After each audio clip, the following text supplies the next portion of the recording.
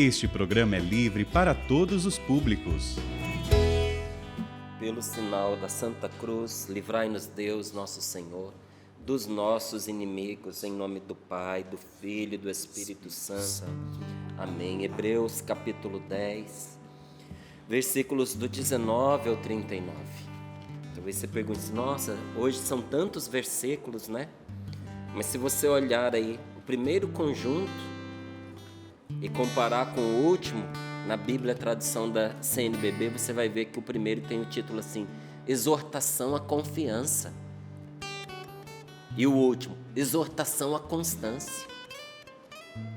Uma confiança que nos leva a permanecer firmes, para não perder o prêmio, para não perder a recompensa, para não perder a graça, para não deixar escapar o favor de Deus que vem a nós.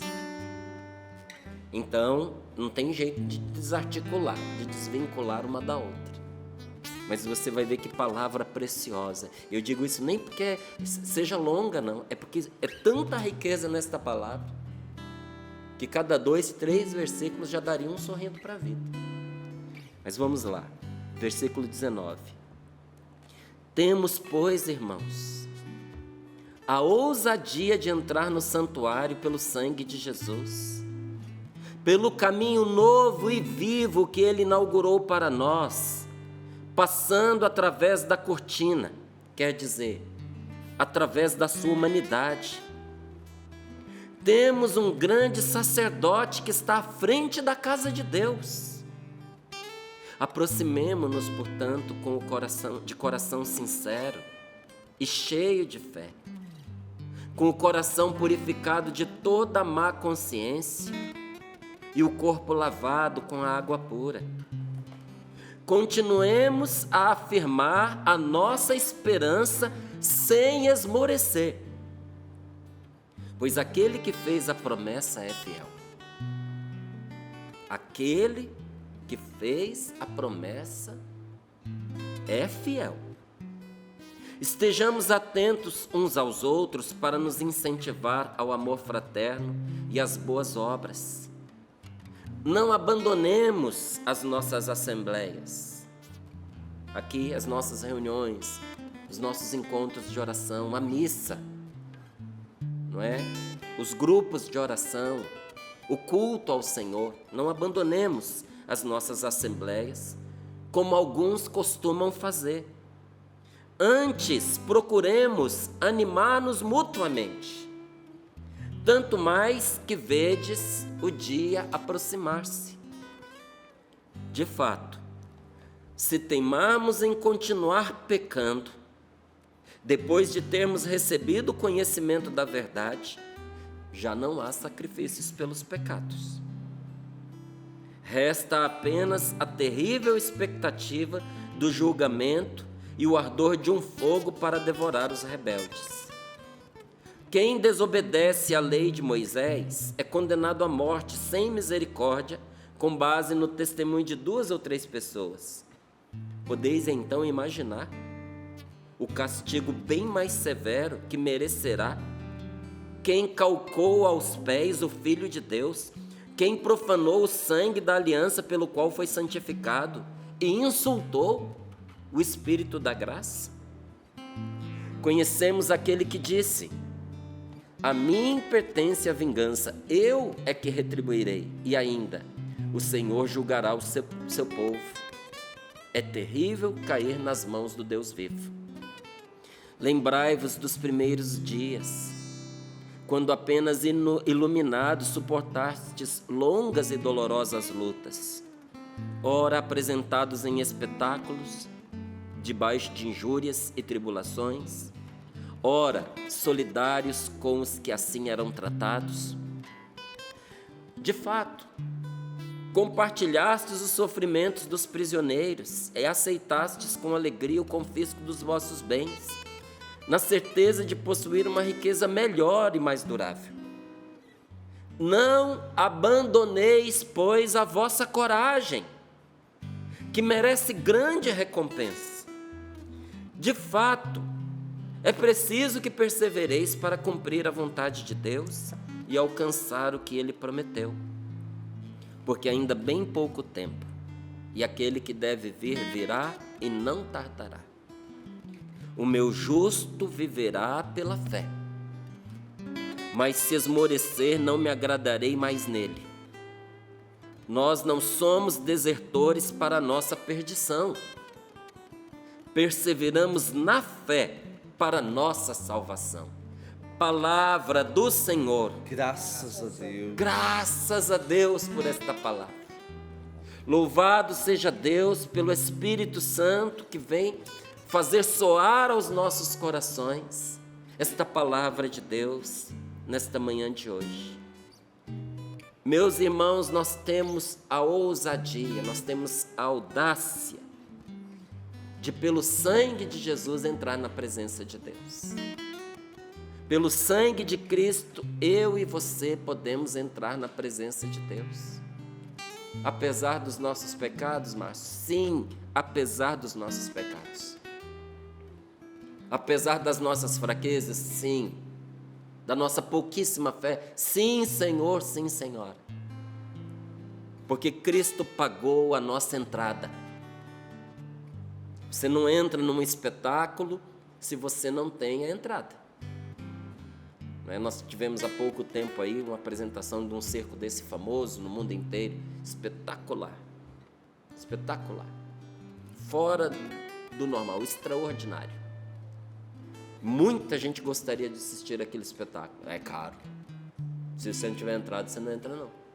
Ou você paga, ou alguém tem que pagar por você. Porque de graça você não entra. Jesus pagou a sua entrada não para um espetáculo, mas para o acesso a uma vida que não acaba mais.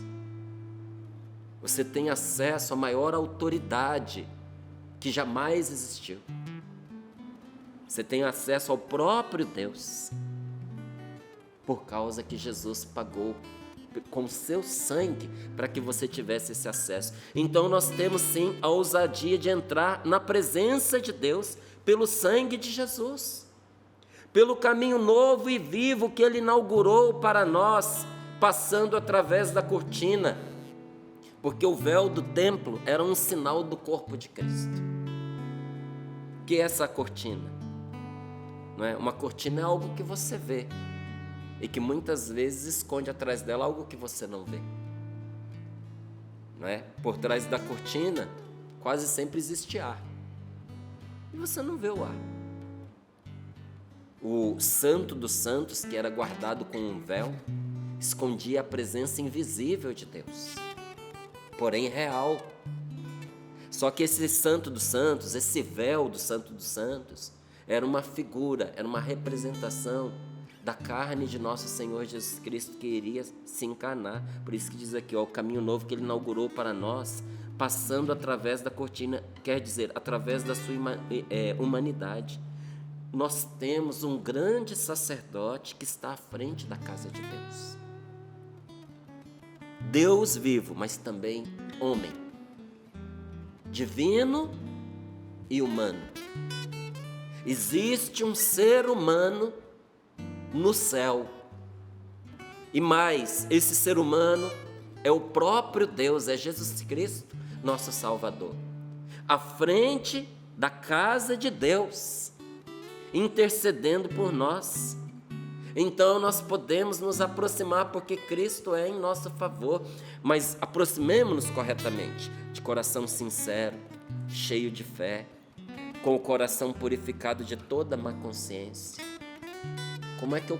Como é que eu purifico, Márcio, meu coração de toda má consciência? Já ouviu falar em confissão?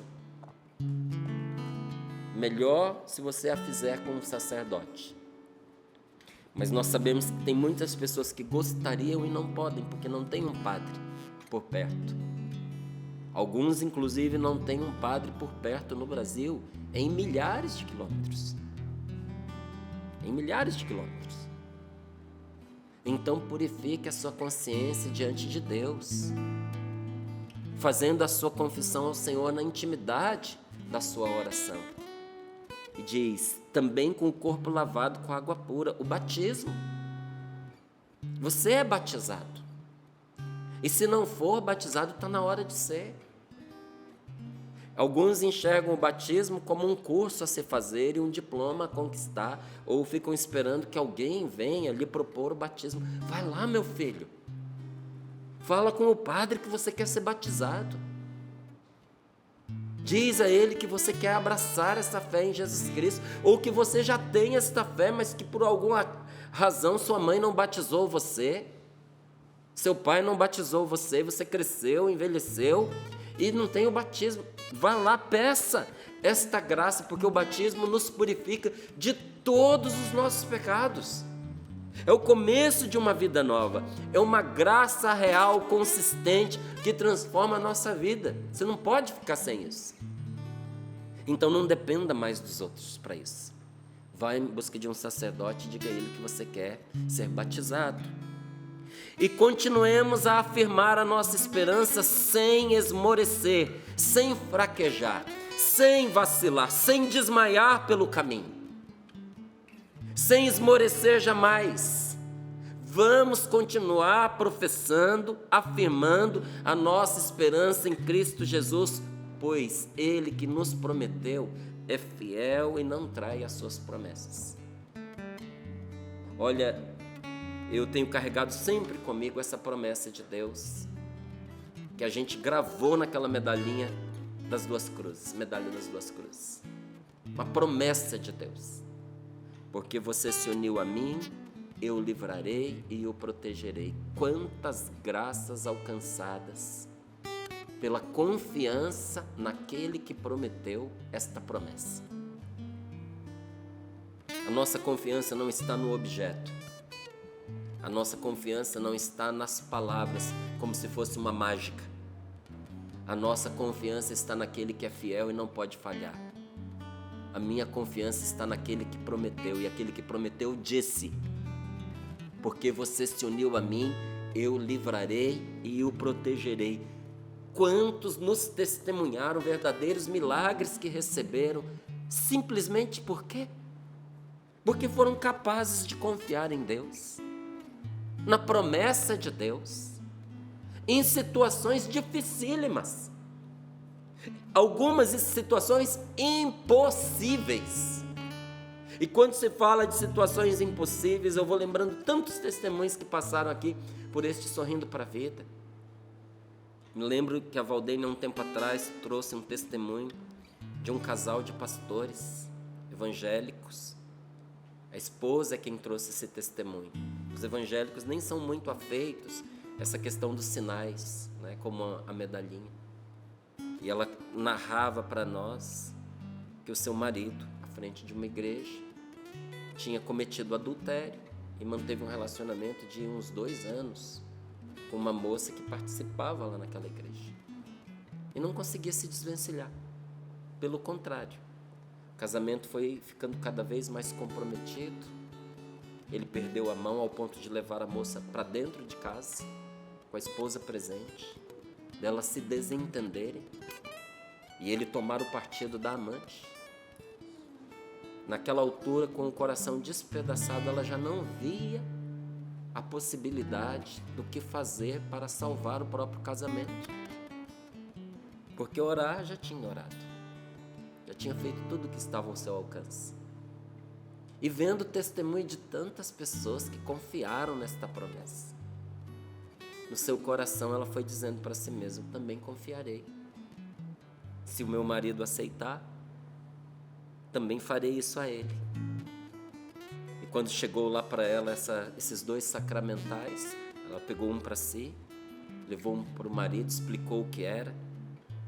A cruz do Senhor, sinal de salvação, e de cada lado desta medalha, algo especial. De um lado, uma oração de libertação, de exorcismo. Do outro, uma promessa de Deus, que brotava da Sagrada Escritura: porque se uniu a mim, eu o livrarei e o protegerei. Veja, era um pecado consolidado, há 2 anos. E ela disse que no momento em que o marido aceitou aquele sacramental e usou, começou um processo de transformação na vida dele. Foi tomado de um profundo arrependimento.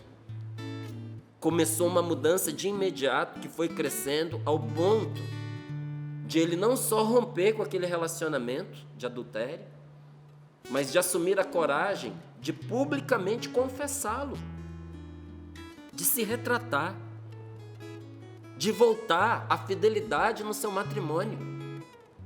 Eu pergunto a você, isto é ou não é o cumprimento da promessa daquele que é fiel? Fiel é o Senhor. Eu lembrava nesses dias ainda um testemunho que mexeu muito comigo, daquela família lá de Taguatinga Sul, cujo filho nasceu praticamente com todo tipo de comprometimento, desenganado pelos médicos. Samuel. A Valdene tem uma boa memória, ela lembra bem. Esse menino praticamente morreu. Os órgãos dele foram decretados falidos. Ele entrou em processo de falência dos órgãos. Teve todo tipo de complicação, infecção no cérebro, né? Coração parou, teve que ser reanimado, sabe? Transfusão de sangue. Foi tanta complicação que os médicos disseram para eles: vamos desligar os aparelhos e deixar seguir o curso normal. Deixa essa criança parar de sofrer, deixa ela morrer. Era isso que os médicos estavam dizendo. Mas os pais resolveram perseverar na oração. E ao contrário do que os médicos esperavam, a criança começou a reagir. Inclusive quando foi ali tirado os aparelhos, né, ventilatórios, né, ela começou a reagir. E os médicos, ainda preocupados, asseguraram para os pais que essa criança nunca seria normal, porque tinha faltado oxigênio no cérebro, porque ela tinha tido tantas complicações, seria impossível ela não ter sequelas. Mas quando os pais nos enviaram esse testemunho, eles enviaram o testemunho acompanhado de uma declaração de que a criança já estava 4 meses em casa bem, sem nenhuma sequela. E qual era a oração? Uma promessa de Deus, que se uniu a mim, eu o livrarei e o protegerei, porque fiel é aquele que prometeu.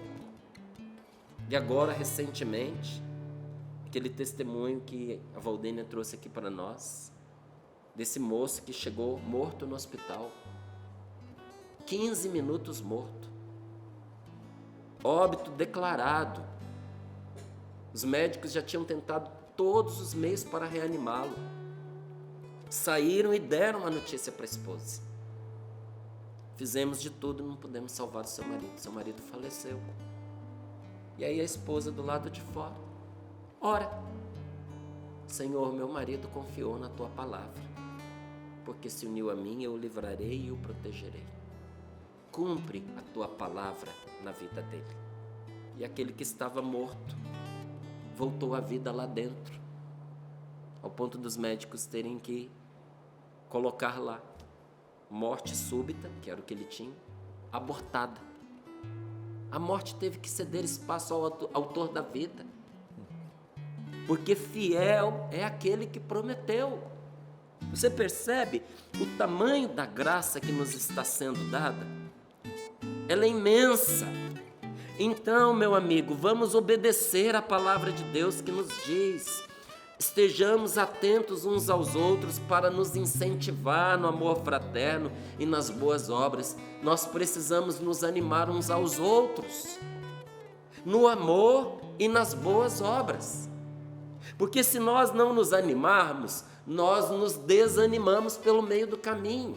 Por isso que nós somos uma comunidade, por isso que a igreja é uma família, porque quando um está desanimado, o outro vem e anima. Se você está desanimado, deixe que os outros animem você. Mas se você está animado, confiando no Senhor, está na hora de você acender o fogo naquele que se apagou, colocar a pessoa para caminhar. Procuremos animar-nos mutuamente. Vamos nos animar uns aos outros. Tanto mais que se aproxima o dia do Senhor na nossa vida. É o que a palavra de Deus está nos avisando. O nosso dia está chegando. Jesus vem. E nós precisamos estar preparados para recebê-lo. Porque se o Senhor não vem, você vai. Ou uma ou outra coisa. Mas o nosso encontro com Ele está marcado. Se Ele não vier ao seu encontro, você vai ao encontro dele. Ninguém escapa. Aí, Deus que nos ama, usa de Paulo para nos dar um aviso. Mas, se teimarmos em continuar pecando, depois de termos recebido o conhecimento da verdade, e aqui continuar pecando significa continuar desviado de Cristo. Não é nos pecadinhos. Me perdoe dizer pecadinho, porque pecado é pecado, tá? Mas em comparação com a pessoa apostatar, porque olha aqui, ó, advertência contra a apostasia. Isso quer dizer abandonar a Deus, abandonar a Cristo, desprezar o Espírito Santo. Quem depois de ter encontrado a Cristo, a pessoa o renega, não tem outra opção para ela. Não terá outra proposta de salvação, porque ela conheceu e rejeitou. Se ela rejeitou o Salvador, ela vai ficar, o que ela vai esperar? O que vai ser a salvação dela? Se teimarmos em continuar pecando depois de termos recebido o conhecimento da verdade, já não há sacrifício pelo pecado, só resta condenação. Então, hoje o Senhor diz para mim e para você: lembre-se dos primeiros dias, quando você, iluminado por Deus, encontrado pela graça de Deus, batizado, você foi capaz de, fortalecido pelo Espírito Santo, suportar longas e dolorosas lutas. Verdade ou não é verdade? Gente, tem coisas que a gente enfrenta na vida da gente. A gente olha para trás e diz: só por Deus. Eu não sei como é que eu aguentei, eu não sei como é que eu passei, eu não sei como é que eu suportei. Você olha e diz: eu tinha tudo para ter desanimado, mas parece que quando essa tribulação estava acontecendo, eu me fortalecia de dia para dia. O que era para me pôr para baixo, me jogava para cima. O que foi que aconteceu? O que acontecia naquela época? O que acontecia? Graça de Deus. Pela graça de Deus, nós somos capazes de suportar longas e dolorosas lutas, ora apresentados, diz aqui, em espetáculo, dando show para os outros, sendo injuriados, enfrentando tribulações. Outras vezes sofremos porque quem nós amamos está sofrendo. De fato, diz a palavra, compartilhastes os sofrimentos dos prisioneiros e aceitastes com alegria. Isso aqui é muito importante para nós, gente. Você sabe o que os primeiros cristãos viveram? Inclusive aqueles que eram ricos, que tinham posses, que tinham terras, que tinham muito dinheiro. Vou ler para você. De fato, compartilhastes o sofrimento dos prisioneiros e aceitastes com alegria o confisco dos vossos bens. Eram tirados os bens desses cristãos, pelo simples fato de serem cristãos. Eram desapropriados de tudo, de terra, de tesouros, do que fosse que tivesse, até da própria casa. E sabe como é que eles aceitavam? Com alegria, na certeza de possuir uma riqueza melhor e mais durável. Não abandonemos, pois, nossa coragem. Não abandoneis, pois, a vossa coragem, que merece grande recompensa. Quanta luta você enfrentou até aqui. Não abandone a sua coragem, que merece uma grande recompensa. A palavra de Deus nos atesta que a paixão do Senhor é o nosso penhor. Você sabe o que é penhor? Você já penhorou uma joia? Quando você penhora uma joia, você não recebe o valor da joia, não. Se você for na Caixa Econômica Federal para penhorar sua aliança, seus brincos, sua gargantilha, o relógio de ouro do seu tataravô que você herdou, você não vai receber o valor equivalente daquela joia. Você vai receber menos, não é? Porque você não está vendendo a joia. Você está, na verdade, pegando como que um empréstimo, deixando aquela joia como garantia. A joia é o penhor de que você vai pagar. Por isso está penhorado. Então, o que você recebe é sempre menor do que o penhor. Jesus entregou a vida dele, a paixão dele é o penhor do que você vai receber. O penhor, o que foi penhorado, vale mais do que o que foi prometido. Você já percebeu isso? Penhor é uma garantia, em geral, de maior valor do que aquilo que foi prometido, porque deve assegurar o pagamento. Para te garantir o céu, Jesus entregou a sua vida, morreu na cruz por você. A paixão do Senhor é penhor da glória que nós vamos receber, é garantia da felicidade eterna, é garantia de que a palavra de Deus vai se cumprir para nós. A paixão do Senhor é garantia da nossa ressurreição, mas ao mesmo tempo ela é exemplo de paciência em relação à maneira, ao modo como nós devemos enfrentar a vida com seus sofrimentos. Como é que eu devo enfrentar a minha vida com os meus sofrimentos? Olhe para a cruz de Jesus. Qual é a garantia que eu tenho que eu vou ressuscitar? Olhe para a cruz de Jesus. Ele entregou isso como penhor de que a sua palavra será cumprida na sua vida. Existe então, eu pergunto a você, existe alguma coisa que a gente não possa esperar da graça de Deus? Se você pode esperar a ressurreição, meu filho. Se diz aqui a palavra de Deus que nós podemos ter a ousadia de entrar na presença de Deus pelo sangue de Jesus, pelo caminho novo e vivo que Ele abriu para nós. Tem alguma coisa que você teme não receber? Alguma oração sua que você teme que não seja atendida se Jesus nasceu e se entregou à morte por nós? Gente, nós não temos ideia do que é o céu que nos espera. Nem São Paulo, com as visões que ele teve ideia daquilo que esperava, tanto que ele dizia, a gente vê como um espelho, a gente vê borrado. É só uma sombra do que a gente vê, só que a sombra do que nos espera já é muito mais do que o que a gente vivencia aqui. O que nos espera é grandioso demais o que Deus nos promete no futuro, mas o que Ele já fez por nós é ainda maior. O que nos espera é grande, mas o que Jesus já fez por mim e por você é ainda muito maior. Quem era eu? Quem era você quando Jesus nos resgatou? Perdidos, excomungados, aniquilados, vivendo nas trevas. Onde foi que Deus achou você, meu amigo? Ou está te achando agora, talvez? Eu lembro muito bem onde Ele me achou. Nas trevas do meu medo, na escuridão das minhas confusões, nos meus desesperos. Eu não valorizava a vida que eu tinha. Para ser sincero com você, eu nem queria mais viver. Foi lá onde Ele foi me catar, foi ali onde Ele foi me buscar. Por que você duvidaria que Ele dará a vida a você, a vida depois da morte, quando Ele já lhe deu até mesmo a morte dEle? Porque ainda essa dificuldade que eu e você temos em acreditar que um dia nós viveremos em Deus.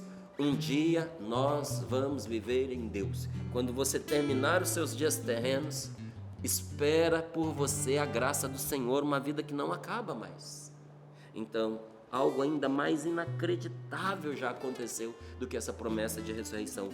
Deus morreu pelos homens. Aquele que não podia morrer, deu um jeito de morrer para que você pudesse viver. Se Jesus não tivesse se tornado humano, Ele não teria possibilidade de morrer por nós. Agora olha que interessante, imortal desde o princípio, tornou-se mortal para dar a sua vida por nós. Ele se fez participante da nossa morte para nos tornar participantes da sua vida. Ele participou do que não presta, para que a gente pudesse participar do que presta. Isso é misericórdia. É quando você desce até a miséria do outro para levantar o outro até a sua dignidade. Foi o que Jesus fez por nós. Do mesmo modo que pela nossa natureza humana seria impossível que nós vivêssemos para sempre, porque um ser humano de carne e osso, qual é o destino dele? Morre. A natureza humana é limitada e é finita. Seria impossível que vivesse para sempre. Da mesma maneira, era impossível ao imortal morrer. Deus não tinha como morrer. A sua natureza jamais permitiria isso. Por isso ele entrou em comunhão conosco. De nós ele assumiu a nossa mortalidade, o que lhe possibilitou morrer. E dele nós recebemos a vida. Por isso, eu e você nunca podemos nos envergonhar da cruz de nosso Senhor Jesus Cristo. Meu Deus é um Deus crucificado, morreu por mim. Se um dia alguém te perguntar, alguém daria a vida por você? Você diga, não daria, já deu. Quando alguém falar para você assim, quanto você vale? Quando alguém disser para você que você não vale o arroz que você come, o feijão que você põe no prato, você diga, isso realmente eu não valho, eu valho muito mais do que isso. Eu valho o sangue de Cristo na cruz. Porque para não me perder para sempre, Deus enviou o seu Filho para morrer no meu lugar.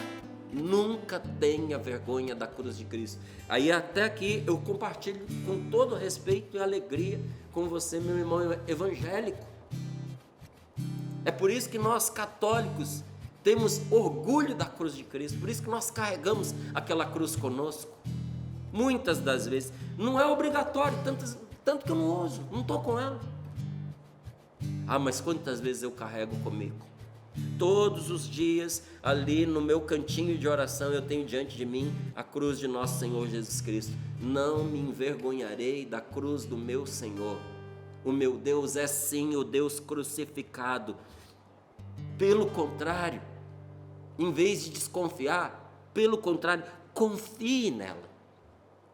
Glorie-se da cruz de Cristo acima de tudo, porque ela é o seu penhor, ela é a garantia da sua glória futura. Quando alguém te perguntar assim, o que é que te garante que você vai ressuscitar? Aponte a cruz de Jesus. Quando eu estava rezando e preparando esse sorrindo para a vida, eu me imaginei diante de Deus, sabe? No dia do meu julgamento. E eu acho que eu não vou ter palavras. E eu acho que eu não vou ter como me defender. Como é que um culpado se defende? Mas ali diante de Deus, sabe o que eu vi? Quando Deus pediu para eu prestar contas da minha vida, eu me vi fraco, entre lágrimas, só virando o dedo assim, apontando para a cruz de nosso Senhor Jesus Cristo. Ela é a minha garantia. Ela é o meu penhor. Quando o Pai do céu me perguntar, por que você acha que você vai entrar aqui? Eu só vou apontar. Porque o teu filho mereceu por mim. Jesus tomando sobre ele a morte que encontrou em você.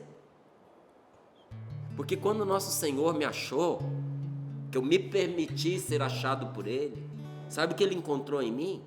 Encontrou traços de morte. Eu estava vivendo para morrer. Hoje eu morro para viver. Todo dia morre um pouco do mal, do pecado em mim. Mas antes, no passado, eu vivia para morrer. Quando Jesus me encontrou, eu estava com um pé na morte. E olha de quantas situações ele me livrou. Então Jesus, tomando sobre ele a morte que encontrou em mim, que encontrou em você, ele garantiu com total fidelidade te dar a vida que você jamais poderia obter por você mesmo. Quem acha que a custa até de caridade vai poder comprar a vida eterna, desculpe, meu irmão. Porque a caridade que a gente faz mal paga o dom que a gente recebeu, que é de estar vivo. O bem que a gente faz não passa de obrigação, sabia? Como é que eu vou comprar algo que eu não mereço, cumprindo uma obrigação que eu já devo? Não é a caridade que eu faço que vai me salvar, não. Sem ela também não me salvo. Preciso fazer. Mas a minha salvação vem de Cristo. Ele é o meu Salvador. Se Ele tanto te amou ao ponto de sofrer por você, por que Ele se negaria a te dar aquilo que com todo esse sofrimento Ele conseguiu para você? Você acha que Ele vai te negar a ressurreição? Por que Ele negaria? Se Ele morreu para isso, se Ele aceitou sofrer por quem se jogava de cabeça no erro. Gente, quando Jesus entrou na minha vida, eu estava me jogando de cabeça no erro. Talvez seja o que você está fazendo hoje, inclusive, se jogando de cabeça no erro. Se Ele me buscou quando eu estava me atirando no lixo, como que Ele não ajudará, como que Ele não recompensará quem o ama, quem o aceita e está tentando acertar?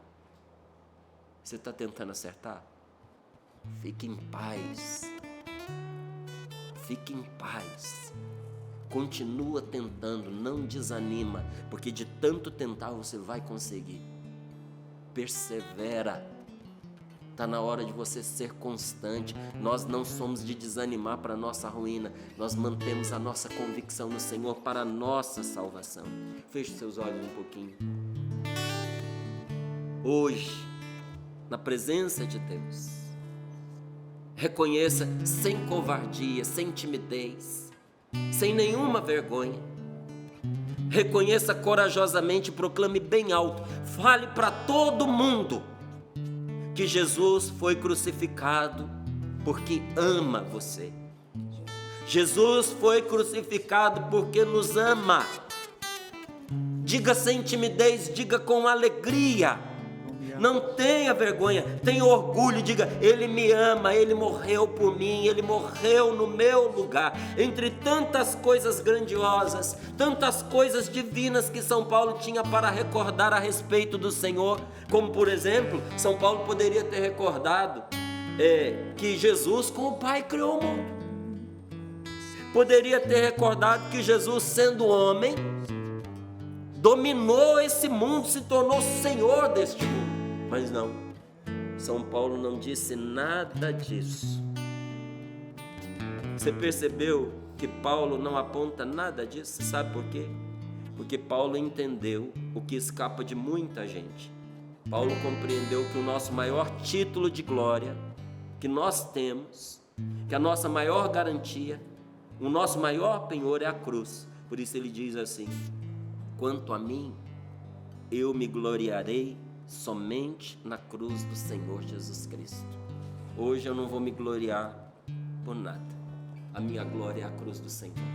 Diga comigo: a minha glória é a cruz de Jesus. A minha glória é a cruz. Desta cruz me vem a força para vencer. Eu vou vencer pela graça de Deus. Eu vou vencer pela força do Espírito Santo. Eu vou vencer porque Deus é em meu favor. Eu vou vencer porque eu fui conquistado pelo sangue de Jesus. A minha libertação, ela é real, ela é verdadeira. Existe uma força espiritual que vai me lançar para frente. E por essa força eu vou me desenlaçar de tudo aquilo que me prende. Pela graça de Deus, eu me glorio da cruz do Senhor.